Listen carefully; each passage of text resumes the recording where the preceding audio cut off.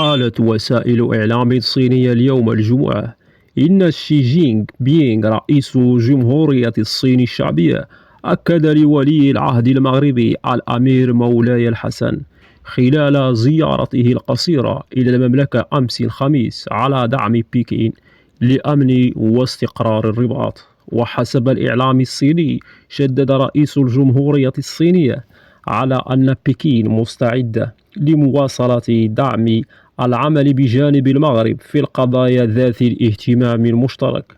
وقالت المصادر عينها أن الرئيس شدد على رغبة بلاده في تطوير الشراكات الاستراتيجية بين الرباط وبكين، واستحضر نمو هذه العلاقات بشكل متزايد وخاصة بعد زيارة الملك محمد السادس